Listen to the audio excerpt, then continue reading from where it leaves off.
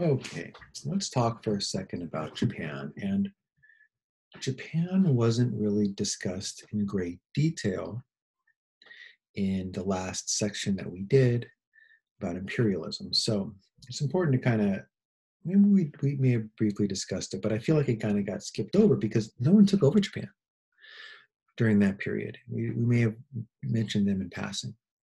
So let's take this moment.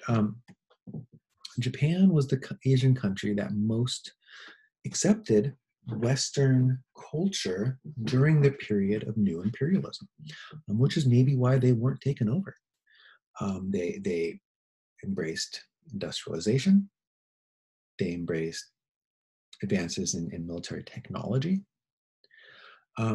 Famously, there was Commodore Matthew Perry shows up in Britain. He's an American in Japan. I'm sorry, in 1854, and he says, "Hey, trade with us, and I won't try to interfere in your government or anything during the new imperialism period, right?" And Japan jumps right on board, and they're enthusiastic and embrace Western technology. Four large corporations develop in Japan that kind of run the show, very much in a Western model where corporations are gaining a lot of power. And there's a really strong embrace of capitalism. They also suffered many of the same problems that the Western and European countries had during the Great Depression, since they were so tied in economically to the West. They also suffer when the West's economy goes down, more so than a lot of countries in the area. And then that caused some in Japan to want to go back to an older model. Well, that's not going to happen. And one of the things about Japan, and it's an interesting fact, Japan is an island. It's a volcanic island. Okay, it's made of igneous rock, and there's not a lot of natural resources that are naturally under Japan's earth. So we're going to find that in order to get a lot of these natural resources, coal, iron, and things that are being used in the second half of the Industrial Revolution, eventually oil. That's the big one. We're going to see that Japan has to buy it all. And a lot of it they buy from the US, which the US is really happy about. Okay, we're going to see that come World War II, this is a sticking point.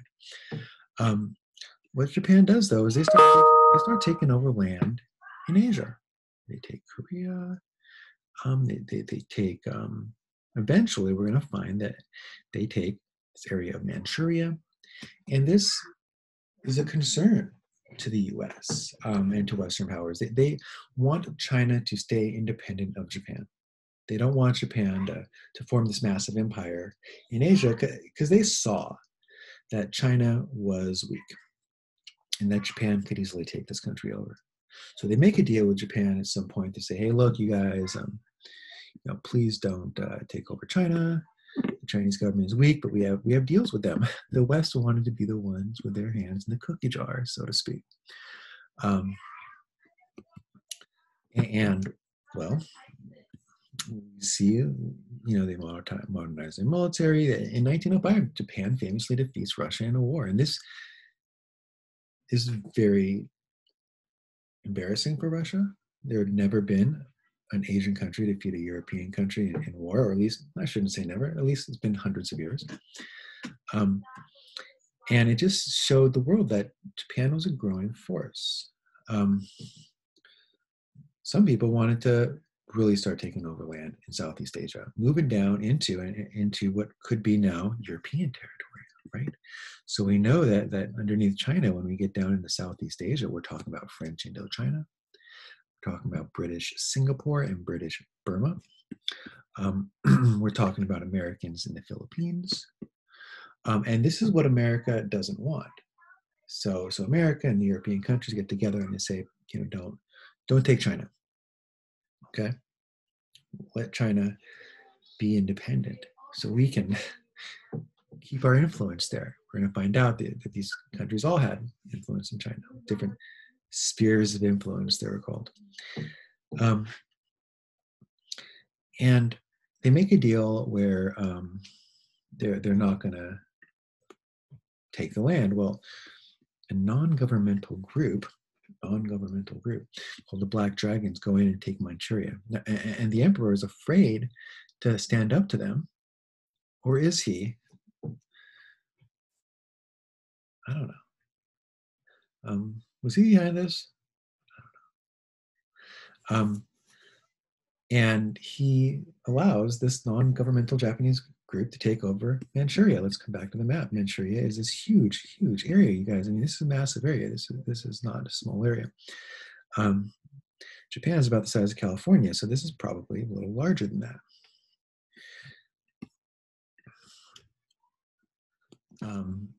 And in the late 1800s, Japan had a military draft. They had this militarized country with a large army, with a strong industrial complex, with factories, and now they're getting all these natural resources. You guys, Japan's going to be a problem. The West sees it. And at this point, they're just trying to keep Japan down a little bit, so that they don't take all of China and all of Southeast Asia and force war. Now, if you're going to take French Indochina, you're fighting the French. If you're going to take English Singapore and Burma, or if you're going to take the Dutch East Indies, or if you're going to take the Philippines from America, you're talking about war. So at this point, this relationship that the West has with Japan is one of trying to keep them happy, but also keep them from really expanding into this empire that there's forces in Japan that are looking to do this stuff, are looking to militarize and take a bunch of land and become a massive empire and become really powerful. So wait and see on this one.